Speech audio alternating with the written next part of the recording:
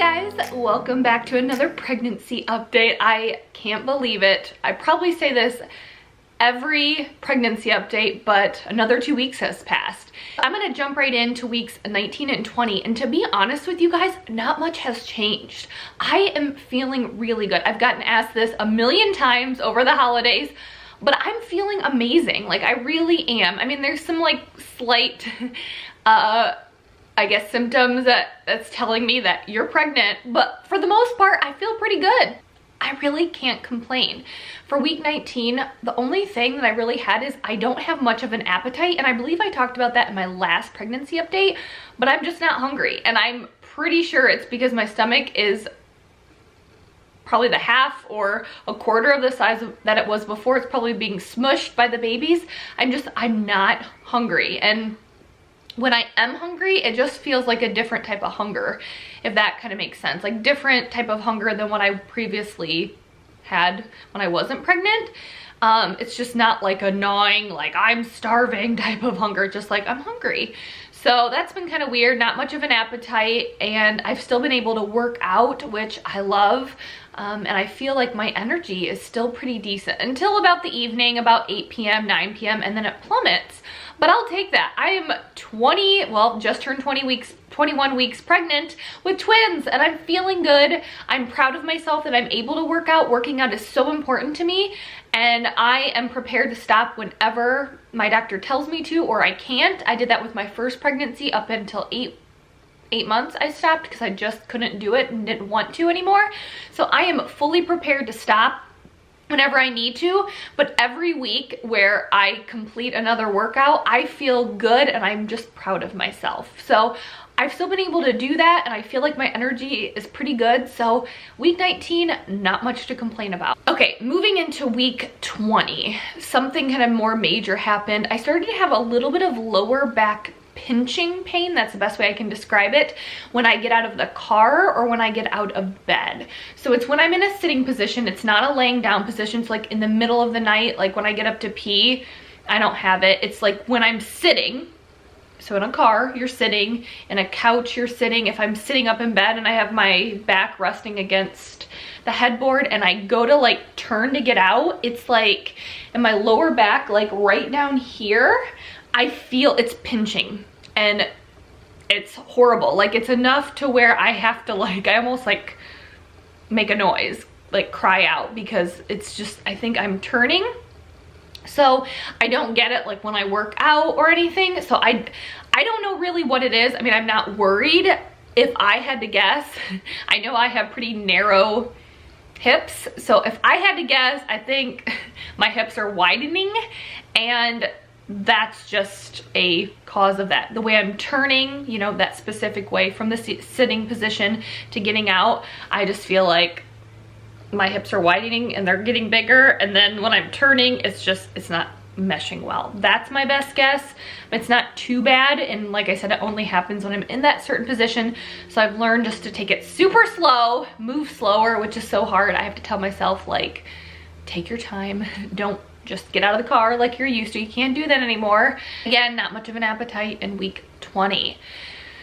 So I am obviously eating, having snacks. I mean, it's not like I'm not hungry. It's just, I don't feel hungry. So I'm still eating, but I just feel like I have a normal, like I'm not eating for 3. Like, I don't feel like I'm eating for 3 really much. I don't feel like I'm eating much more than I did pre-pregnancy. Like, I'm throwing in like an apple and a banana for snacks just because, but other than that, like, I'm not really eating any different. So that's kind of crazy. And I do feel like I get fuller faster than before. So that all is kind of coming together, and it's making me realize my stomach just isn't the size that it used to be.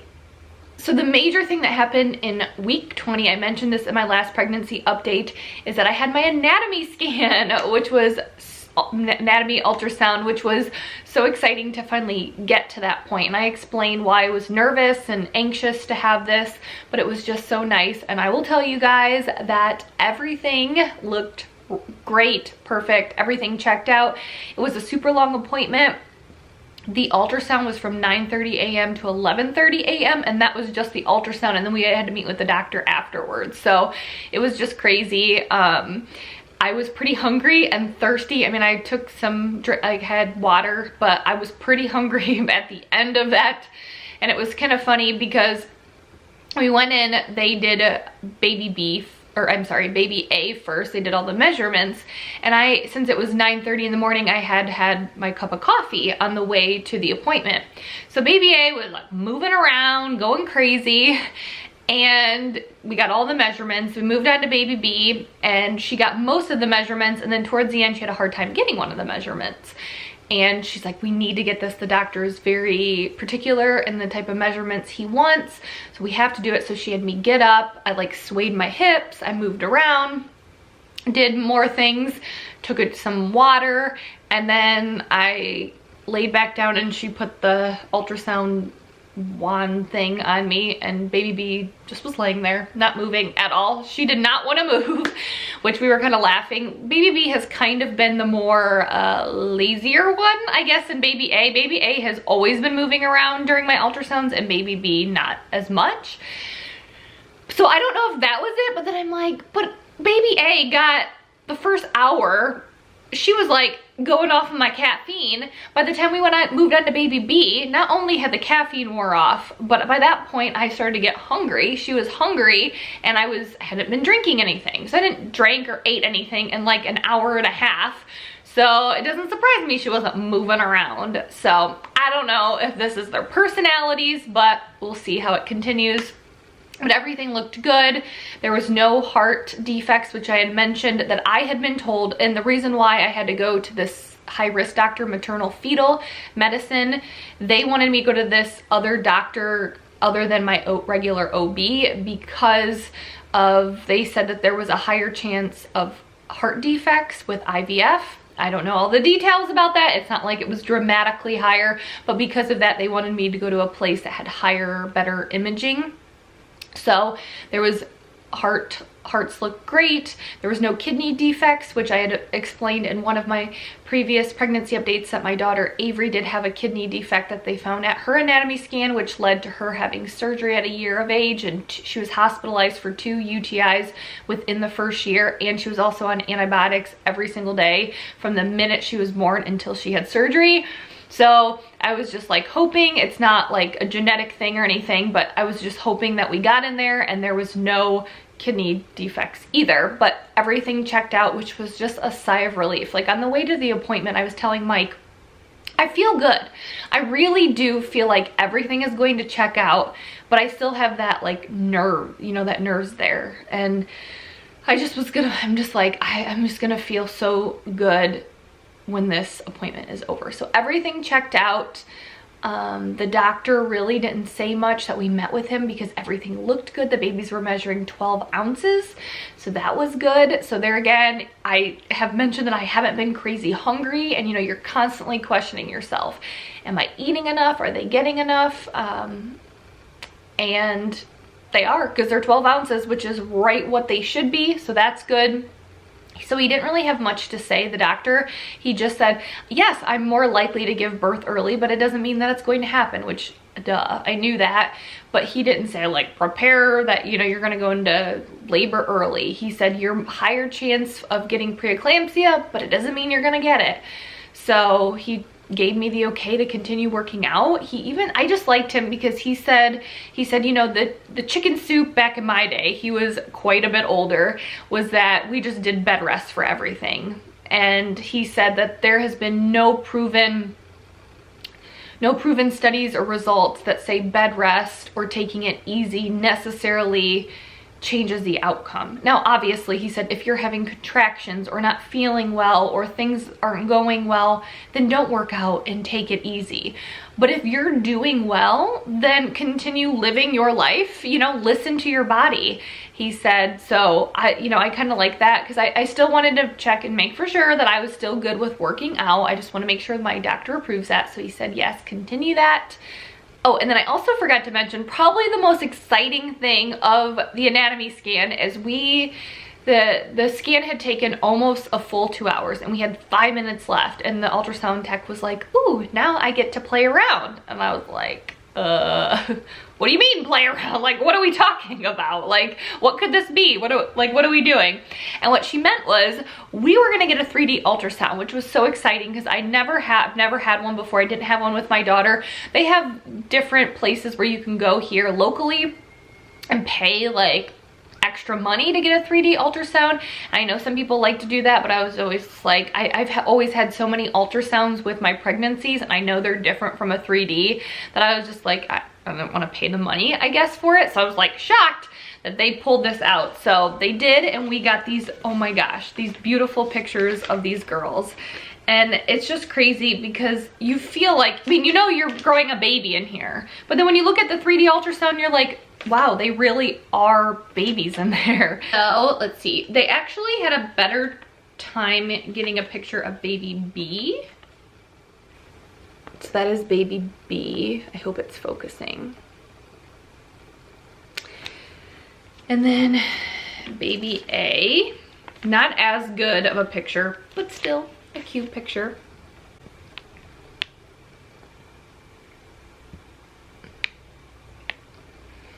So cute little babes. And then Mike and I were like laughing at this picture. Look how ripped baby A looks, which she's not ripped, but you know what I mean? It looks like she has these like big old muscles. You can see the head, and she has like her arm up by her head, but like if you can look like right there, it looks like she has these like big muscles. We were like cracking up, but it was just like a shock at the end of the ultrasound to get this 3D ultrasound, and we love these pictures. Okay, so I'm gonna finish up one more thing with week 20. We had an OB appointment, which, you know, it was like right after the maternal fetal, but so it wasn't anything like I was like looking necessarily forward to. I was actually able to meet with my actual doctor. So my doctor's office has you see all of the nurse practitioners, the midwives, and the doctors, because you could have, well, any doctor, and then deliver you, and then those NPs, nurse practitioners or midwives, can be assisting or getting the birth started. So they have you see everybody when you're in there. And this was the first time that I had seen my OB, or one of the two OBs in the practice. So I was excited to actually talk to her because she will be one of the ones delivering our babies. And so she said that I can deliver at my hospital at 36 weeks. So what I mean by that is we had Avery at a local community hospital. It's the closest hospital to our house. We loved it there, like loved it. It's like there's not a lot of people who go there because it's a smaller community hospital. So when we gave birth to Avery, there was only one other baby that had been given birth at that time. So it's like, it was just like, they treated you like royalty, and they were so helpful, and we just love that small community setting. So we loved it there. Well, with twins, it's a little bit different because that smaller community hospital does not have a NICU. So because of that, if I deliver, I wasn't sure on the weeks, if I deliver before 36 weeks, I have to go to a much bigger hospital, which it is what it is. Like, I can't get hung up on things that I really want or not want, because I know what is best for the babies if they're born before 36 weeks is that they're close to a NICU, so I'm totally fine with that. But this hospital is just, it's major. I know they have a lot of births. They want you in, they want you out. Like the other smaller community hospital, Mike and I were ready to go home, and they're like, no, stay. Like, they wanted me to stay. I had to get approval from the doctor to leave what they would consider early, and we had stayed like what was appropriate, or what I thought. In this other hospital, they want you in, they want you out. You're not guaranteed your own room. So I mean, for obvious reasons, I want my babies to be still in here at 36 weeks and to go give birth after 36 weeks, obviously, for a lot of reasons, but also mainly because of the hospital. So she said 36 weeks. I knew it was 36 or 37. I was hoping it was 36, so that was nice to hear. Anyways, all is good. Okay, either way, I've been blabbing way too much on these videos. I always try to keep these videos short, and it never happens. So I'm gonna jump right into the questions that I answer at every pregnancy update. So this video is for weeks 19 and 20, and I just turned 21 weeks pregnant. The size of the babies, for week 19, it was an heirloom tomato, and for week 20, it was bananas. my total weight gain has been 12 pounds. And again, since I'm getting growth scans at every appointment that I have, that's kind of nice. So I don't have to wonder, you know, am I gaining enough? Am I not? Because there's some literature that says you should gain, I think it's 24 pounds by 24 weeks with twins. And so like that plays into it, but I'm like, it's not like I'm not eating, but the babies are growing like they should. So that's what I'm focusing on, and I'm not reading too much into my weight gain as long as the babies are growing. My symptoms have just been that pinching lower back pain when I'm getting up and a little bit tired in the evening, but again, can't complain too much. Both cravings and aversions, nothing. Like, I'm able to eat whatever I want. Nothing doesn't sound well, and I'm not really craving anything in particular, which has been kind of... As far as movement, baby A, which is on this side, has been moving a ton. I feel her moving a lot. I don't feel baby A or baby B moving. I mean, I don't know if I can for sure say I have felt just her move. And when we were at our anatomy scan, when baby A would move, I would feel everything. When baby B would move, I didn't feel anything. And it's because, again, I've mentioned this, I have the posterior placenta, the placenta that's in the back for baby A. So there's nothing cushioning us when she kicks. And then baby B, the placenta's on the front. So you have the placenta cushioning basically the baby to me. So I'm not feeling baby B. I mean, I could be feeling baby B. It's just hard to distinguish the two right now. But baby A has been moving a lot. Baby B, I don't know. Not a lot of movement I have felt so far.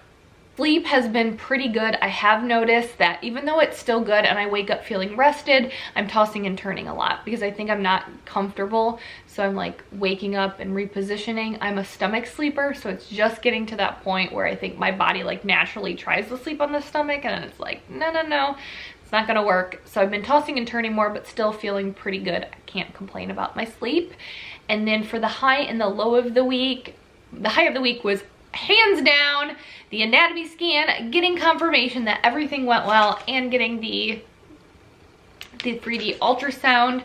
For sure, one of the best moments of the entire pregnancy. And as far as the low of the week, again, I can't complain.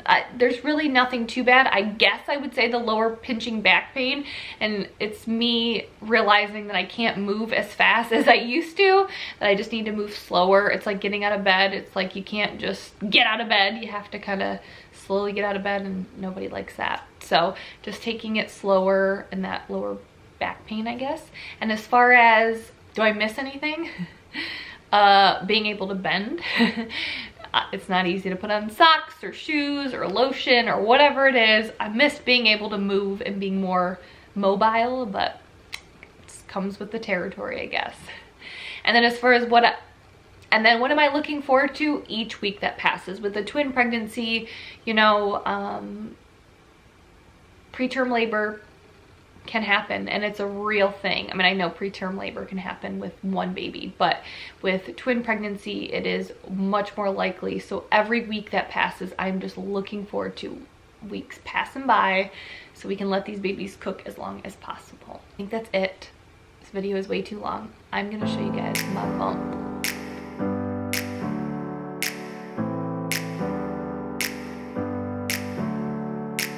Never up, never down, never like a theme in a song, clever.